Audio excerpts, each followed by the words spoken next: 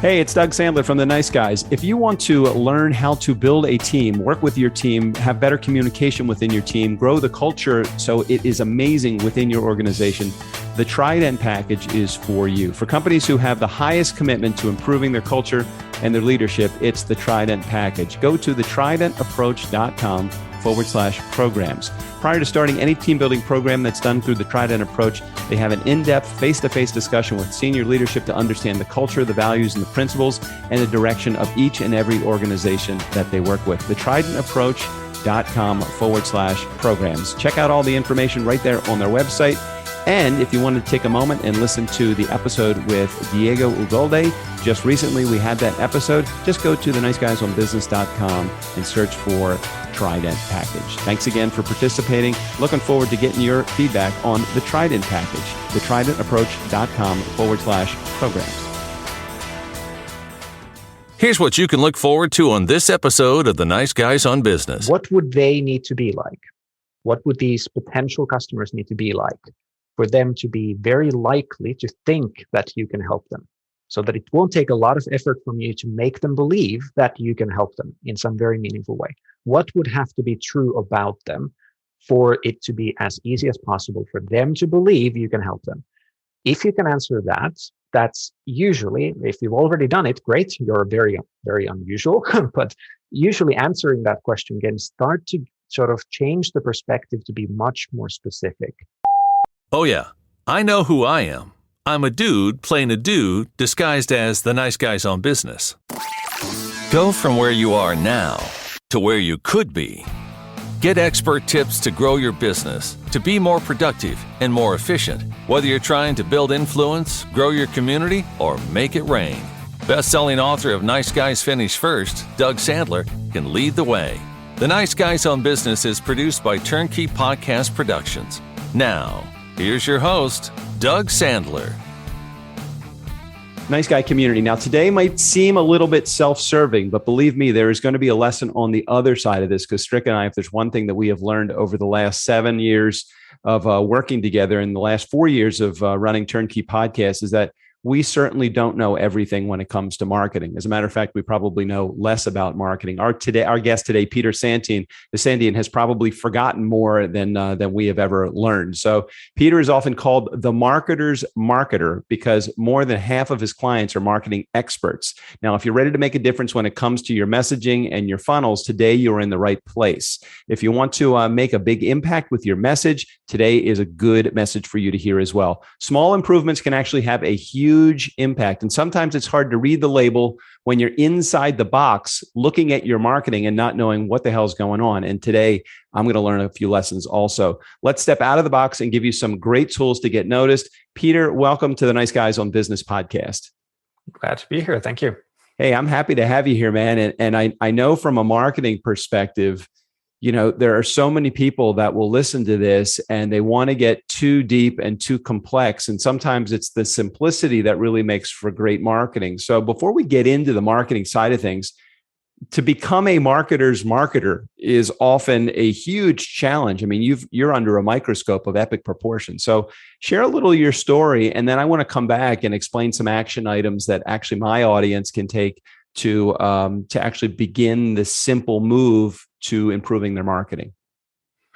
Well, I started out actually in copywriting. I decided that, okay, I want to learn what makes truly good sales pages, like what makes them tick. And I started to, I really dug into it. I mean, I became kind of manic about it for a while. I started hand copying actual good sales letters. I mean, thousands and thousands of words each over and over just to figure out what is it that's happening there. Not just reading other people's analysis, but doing that. And one of the first things I did was start writing sales pages for other marketing experts who already had sales pages.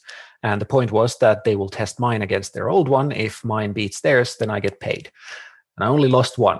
So wow, that's how I got started. But that's like, and before you go on, like Nice Guy community, that is the true test of whether you are passionate about what you do and really care about the results and not just trying to make a transaction and have money come out from your prospect's pocket and into yours. It's truly a great way to do it, but also a dangerous way. But you seem to fall on the winning side of that. So keep going, Peter. Yeah, I did. But what made it possible was also what I ended up taking forward, which is that I really didn't try to learn everything. I didn't try to learn every small trick. I didn't try to nitpick every single word. I mean, I'm Finnish. English is technically my third language. At the time I started, I definitely made a lot of grammar mistakes and so on. I might still make some, although a lot of professional editors say I write more cleanly than most native speakers, because I decided to obsess over that too. But I then got to conversion optimization because I wanted to see more generally what affects sales, not just the written part of it, but what else. And again, it looked like, okay, there's a million things people are trying to do, but then there's like two or three, kind of depends how you look at it. There's a very small handful of things that make 99% of the difference. If you don't get those right, then the rest is completely useless. Like you will not compensate for those issues with anything else, no matter how well you do all the other stuff. I think websites are the best example of it. They're kind of the clearest example. People usually focus on the design and the technology because those are hard and they are very obvious if you don't do them right. But those don't make any difference. They don't compensate if you don't get the essential parts right. But yeah, how I ended up going into being the marketer's marketer, not that I specifically target them, they just recommend me to their friends, it started from the copywriting, then the conversion optimization, and then messaging, which ultimately is the thing that makes the big difference. What you're saying makes the difference, not how you say things. Like it affects things, obviously, but you can't if your idea is bad, you can't make it good and effective by saying it in a different way. And that's the hardest thing, I'd argue, to do for yourself. I mean, I have messaging experts hire me to help them with messaging because it is that difficult to do for yourself. The only way I can ever do it for myself is to go quite meticulously through my own process. And it's really boring for me because I've done it so many times, but otherwise I will screw up. So you mentioned that people spend so much time working on the non-effective things or the non-impactful things when it comes to their marketing, and there's only a few things that are really essential. So I think, did you mention one of them as in copywriting? Is that one of the essential components, or is that just a nuance? Or tell me a little bit, like, what are the essential ingredients? Maybe let me back up and say that. What are the essential ingredients? I think it depends a little how you look at it. I think copywriting is a weird term because it's sort of it's a skill. It's not really one thing you do.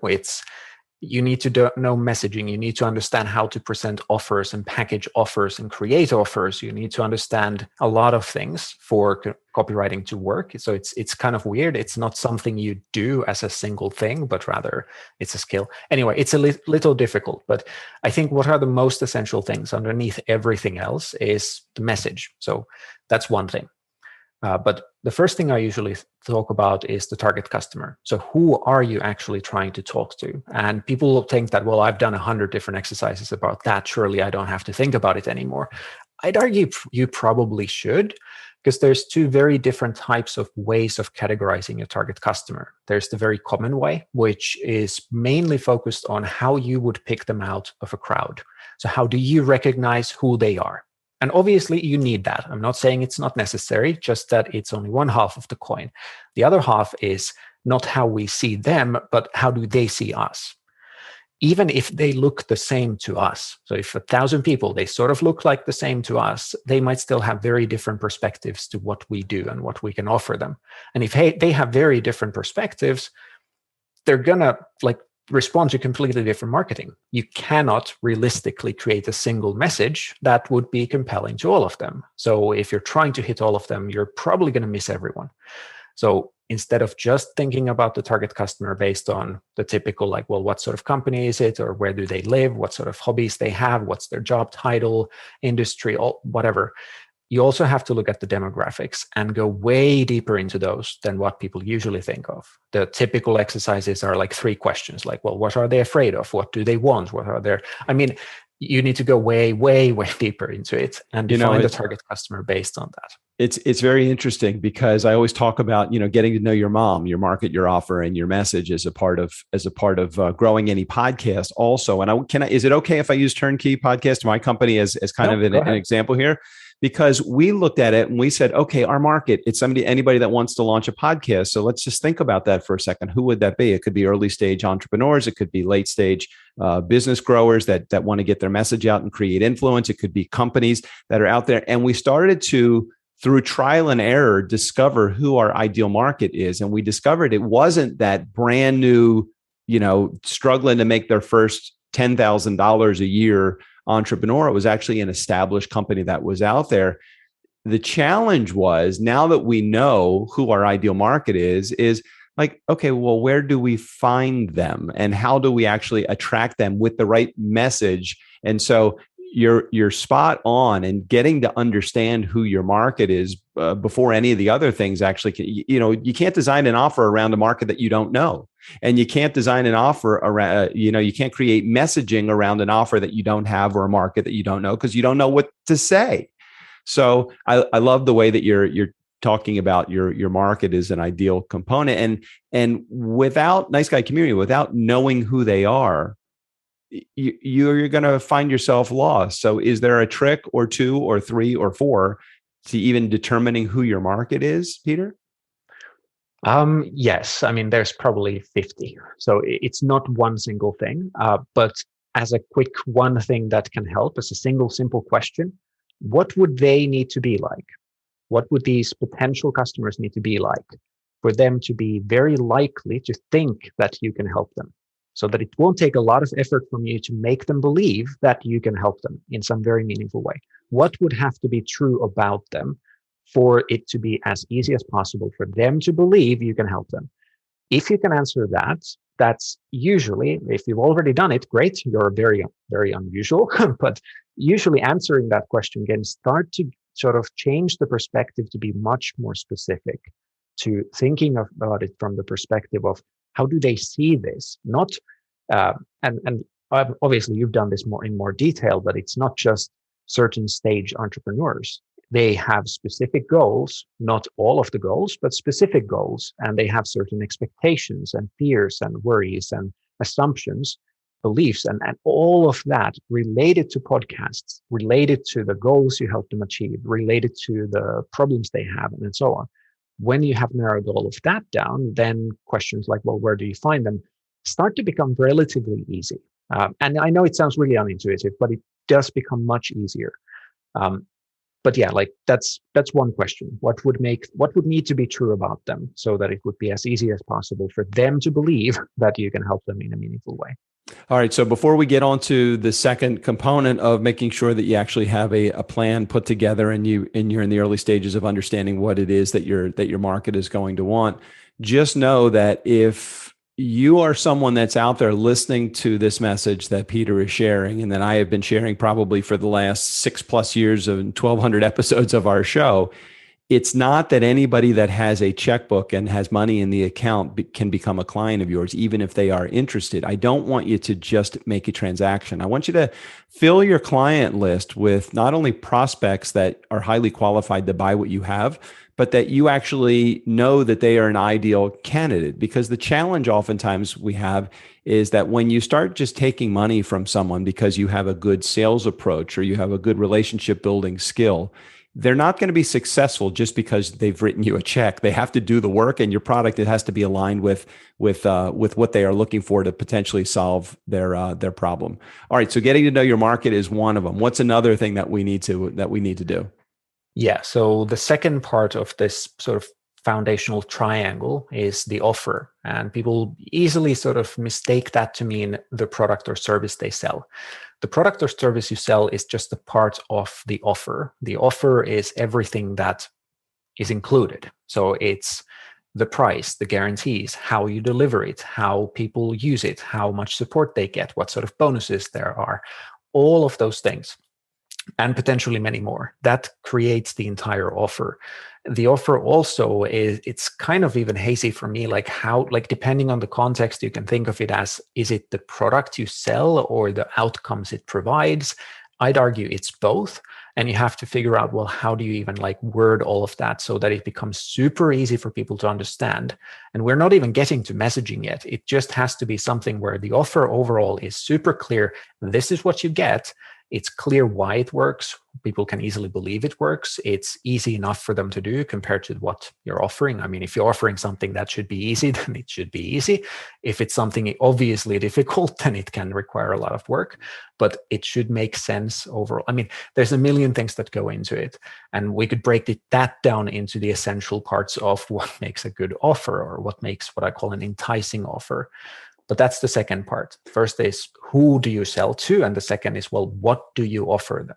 And again, keep in mind, Nice Guy community, more does not equal better. I've seen so many 30-page sales pages that are out there, and literally you drive someone with a compelling message and lead magnet directly to your landing page or to your offer if you're a direct to offer kind of person. Landing page has 30 pages of information on it, and literally you sell them and unsell them within the same transaction. They go to your landing page, they're excited about what you have, you give them way too much information, and you're like, well, I'm giving them like so many things of value. Yeah, but you gave them so much information that you overwhelmed them, and they got fearful and they went away.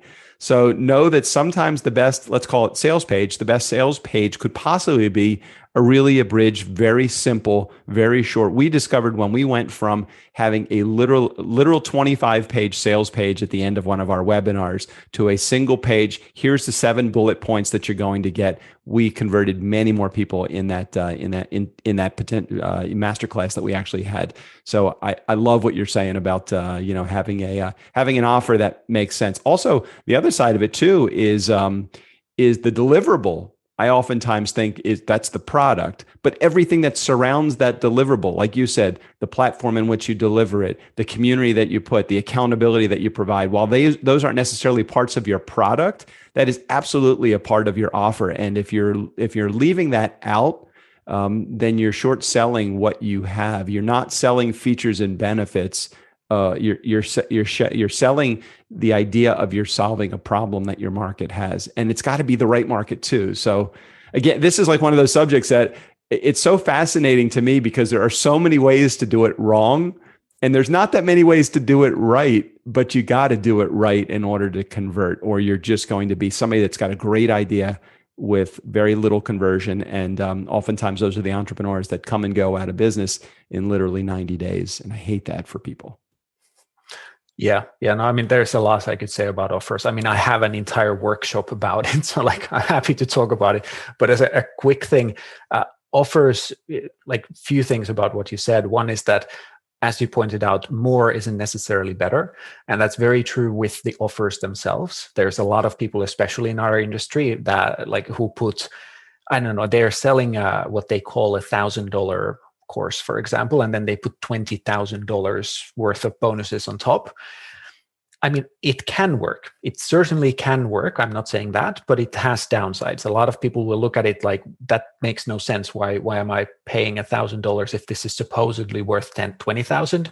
Are you screwing someone over? Did other people pay this much and now you're just giving it away for free? And like, I mean, there's a lot of downsides to it. The second thing about the length of, guilty. And I'm not shy to tell you where I've done stuff that it's not that I'm not proud of it, but it's like at the same time, like, oh my gosh, well, there's so much value in the stuff that we offer. No one paid the $20,000 ever, but there are, if you start to piecemeal everything together, it's like, we really just want, how do you provide a high value item at a low dollar price without sounding unrealistic? How do you do that? Well, it depends a lot on the situation. So if there is, let's say, a huge bonus package like that, I would first of all question, does it need to be that big? And why is it that big?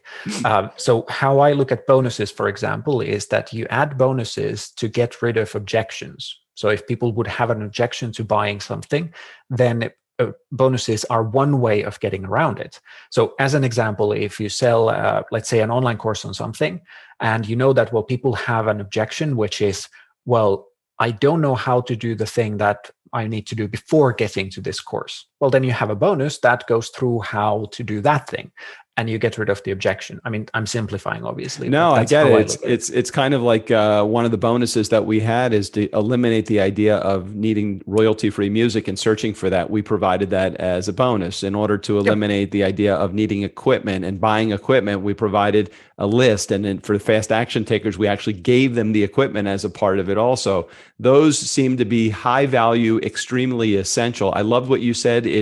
What was it? It was if the bonus eliminates a problem that they have, then that's probably a good bonus. Is that what you're saying? Yeah, like if you get rid of an objection with Right. a bonus, that's the most common use for bonuses, how I use them. I mean, there's other reasons as well, and I can use them for other reasons, but that's the primary one that I think of. And usually it's based on like, well, people are worried about X, and it's a valid worry. So the offer is genuinely better if I add a solution to X. Got it. Okay, so we've talked about your market. We've now talked a little bit about the offer part, and what else? What comes next? So the third part is, well, what do you say? So you have who you're talking to, you know what you're offering them, and then how do you make them actually see that it's valuable for them? How do you create that light bulb moment where they're like, oh, I get why this is something I actually want. And there's a big difference between do I want it and do I just see that it's valuable? Even if I think it's valuable, I don't necessarily want it. I mean, I can look around at a shopping mall and see 1,000 things at a time that I would argue all are basically valuable, and I don't want any of them. So there is a significant difference here. And you will easily notice it if you talk with potential customers who you haven't validated enough and so on, or qualified well enough, because they can see that, well, okay, it's valuable. And then they're like, well, convince me this is good. And like, first of all, you'd rather not be in that situation, but that's a very clear signifier of they can see it's valuable, but they don't actually want it. So you need to have a message that makes them see something that actually makes them want it, but also makes them see why it's the best option for them. So if you have any competition, what makes them think this is the right one for me? And even if you don't have competition or other people selling the same thing, if you solve any meaningful problem or help people with any meaningful goal, they almost certainly have other ways of getting there. They might not be as good as your way. They might be completely different than yours. A sort of absurd example that I use is that if you're a therapist and you help people through depression, an alternative, sort of a competitor, is them talking to their friends. Most friends are not very good at helping people with depression, but that's still sort of an alternative for most people. So like, you're not just competing against your competitors, you're competing against all other alternatives they have for, again, solving similar problems or getting similar goals. So you need that message that creates that really quickly. If you don't get the first impression done, I mean, if you don't get that light bulb moment created in the first few seconds on a website, for example, it's really hard to recover from that. Not entirely impossible, maybe, but really hard. But yeah, those are the sort of the fundamentals below all the other marketing stuff. And like, if you don't get those right, then you can make sales, but it's going to be really hard compared to if you're talking to people who will easily buy from you or easily believe that, yes, this is great for them. And you know exactly an offer that they will be like, oh my God, that's exactly what I want. And you know how to make them see that. Like, I mean, it makes the rest a lot easier. So Peter is the marketer's marketer. Just keep that in mind. And one of the things that he is offering to you guys in our Nice Guy community is the 6-figure website. So if you want to take a moment and head over to his landing page so that you can check out how to make visitors immediately see that you get something that they want, what makes people take a meaningful step towards buying from your website, the number one best way to stand out from your competition, the essential components and parts of your website, and how you should think about design and technology to maximize your results.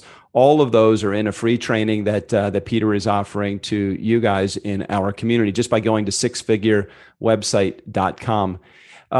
Any final words about that before I move on? Because I want to talk about some other stuff. So it's not, I have a course called 6-Figure Website. So it's not that. It's a video where I go through how I redesigned my own website and go through every step of like, why am I doing things this way? So you can sort of mimic the same sort of thinking for your stuff. But yeah, that's free. Yeah, I don't think I have anything else about that. All right, cool. Because I want to talk to you just for a moment or two, because those that are in our community, they're all entrepreneurs, and they're people that are working their angle to try to figure out the best way to maximize their time during their day and get the most out of their business. And I know that you're constantly having your ear to the ground, listening to new marketing ideas. So is there something that's recently come up in your life from a marketing perspective that maybe was your aha moment or new idea for you? Because everybody likes a new idea. So has there been anything that you've changed or done with your business recently, within the last 12 months, especially during, COVID? There's probably a ton of things that we've all changed about the way that we present our business.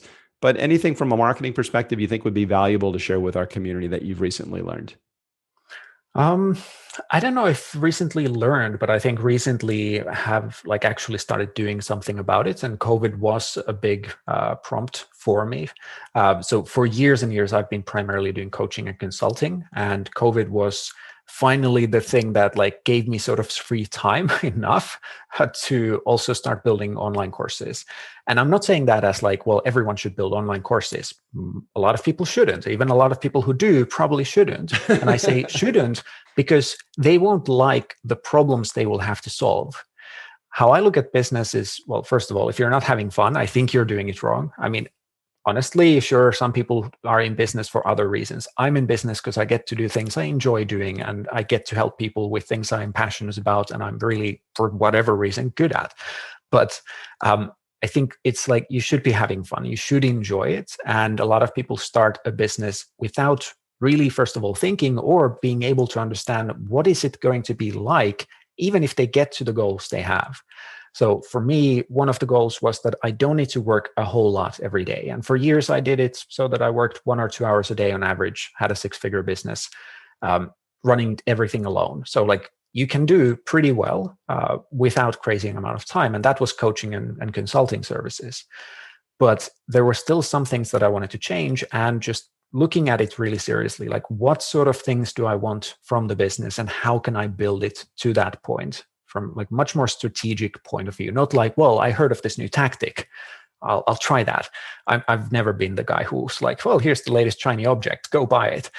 But looking at my own stuff way more critically, and just admitting that I won't have my business at the point where I really want it to be if I don't have some lower tier offers, much cheaper courses than what people can afford if they're looking to hire me. So and I can adjust my services so that they're way cheaper than most people think. I don't sell the same thing at different rates, but I can sell much less involved services. But still, I wanted to be able to help people who are in earlier stages of business and still give some truly meaningful and impactful things for them. And online courses were the way for me to do it. So not a new thing, but rather admitting that I hadn't really thought through how I should be structuring my business so that it creates the impact and the life that I wanted to create. Well, that's great. I mean, I know that oftentimes we've learned, I know that we've learned so much over the last 18 months or so since we've been involved in this whole change of world situation, and some of the valuable lessons that we have learned very similar to what you were chatting about today. More is not always better. Transactions are definitely whack. It's not about the transaction. It's about the relationship that you can build behind it, and the relationships that we've been able to build over the last, 12 months or 18 months. And I don't know if it's coincidental with COVID or just the maturity of our business over the last year and a half that, things have become a lot easier, not from a bragging perspective. It's not oh, I get to work less and make more money, but when I start to approach business a little bit differently, and I start to only work with people that I want to work with instead of everybody that has a checkbook, and we've talked about that earlier, and that's essential. Getting to understand who my market is, what my offer is, being really clear that I don't want to take, I don't want to say yes to everything that comes in the door. All of those things were essential building blocks in our business, and it has given us pause to be able to say, things are good. And could we be better? Could we improve? Absolutely. I mean, if we're not improving, we're dying. So let's always improve, and let's always look to do that. But this is a great first step. understanding what your business is all about, who your market is, what your offer is, and what your message is all about. And I couldn't think of a better guy to do it with than Peter.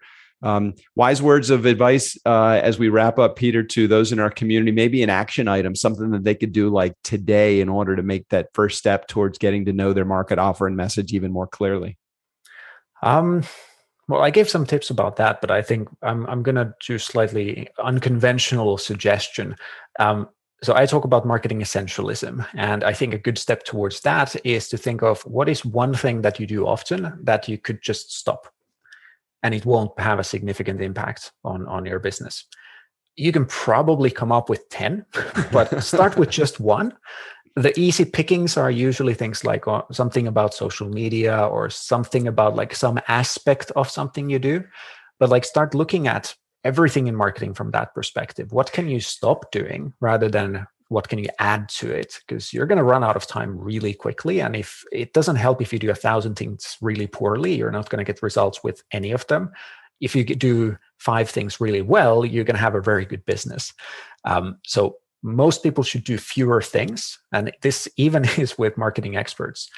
Fewer things are usually enough if you're picking them right. And awesome. It's easy to get distracted by tons of things that you hear other people talk about, or tons of things you've done before and you know that this could work, and I need to do all of this, and I heard these 50 other things that could make them even better. And like it's really easy to sort of overwhelm yourself without necessarily even feeling overwhelmed.